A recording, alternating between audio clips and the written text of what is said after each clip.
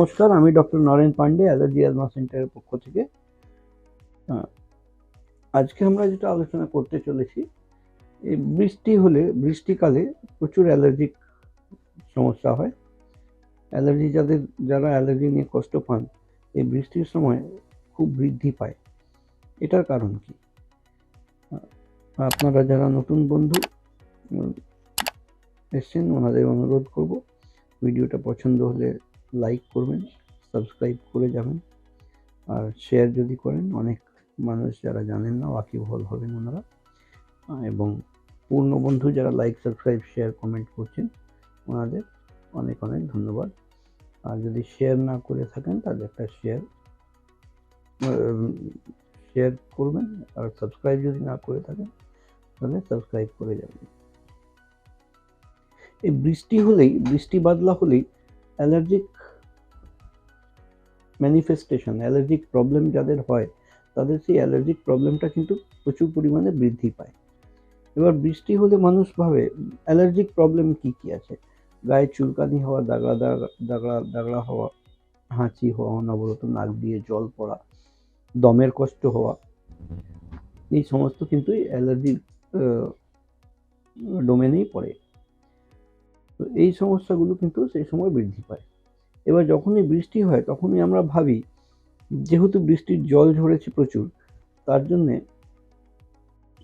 অ্যাটমসফিয়ারটা ঠান্ডা হয়ে গেছে বলে আমার ঠান্ডা লেগে গেছে, বলে আমার হাঁচি পড়তে চালু হয়েছে, বলে আমার কাশি হতে চালু হয়েছে, বলে আমার দমের টানের কষ্ট হচ্ছে। এই সমস্ত জিনিসগুলো কিন্তু আমরা ওই ঠান্ডা হওয়ার জন্য, ঠান্ডা ওয়েদার,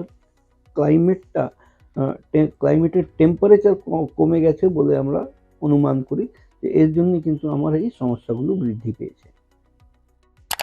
যেরকম এটা একটা ফ্যাক্ট, তার থেকে বড় ফ্যাক্ট যেটা আমরা দেখতে পাই না, ফিল করতে পারি না, সেটা হলো যে আমাদের এনভায়রনমেন্টে দেখবেন বৃষ্টি হলে আপনি বাইরে না বেরোলেও, ভিজে না গেলেও, ঘরের মধ্যে থাকলেও কিন্তু অ্যালার্জিক প্রবলেমগুলো বৃদ্ধি পাবে।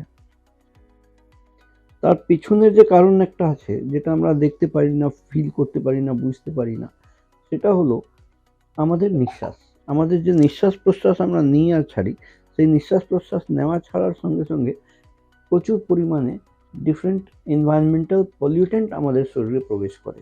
এটা কিন্তু আমরা দেখতে পারি না, আর এরা প্রবেশ করে গিয়ে এই অ্যালার্জিক রিয়াকশন ক্রিয়েট করে এই অ্যালার্জিক কষ্টটা বাড়িয়ে দেয়।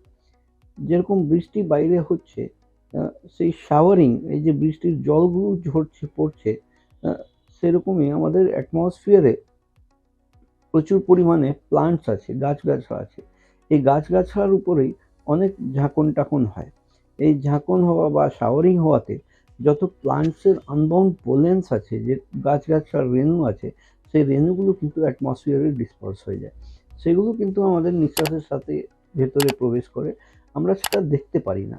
এবার না দেখার অবস্থাতেই এরা গিয়ে ভিতরে, যেগুলো তাদের মধ্যে আমার শরীরে অ্যালার্জিক আছে, তারা অ্যালার্জিক ইনফ্লামেশন তৈরি করতে আরম্ভ করে এবং অ্যালার্জিক কষ্ট দেওয়া চালু করে।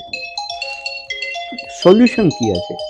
সলিউশন যদি আমরা খুঁজতে যাই, তাহলে প্রয়োজন আছে চেনা। যারা চিনবে তারাই চিনবে।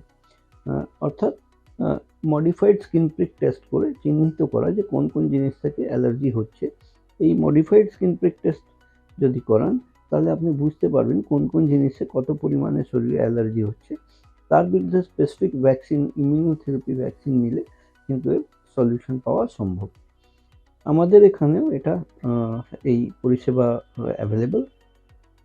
আপনাদের যদি কারোর প্রয়োজন থাকে, তাহলে নিচে দেওয়ার নম্বরগুলোতে অ্যাপয়েন্টমেন্ট নাম্বারে কল করে অ্যাপয়েন্টমেন্ট নিয়ে এসে এই পরিষেবা নিতে পারেন।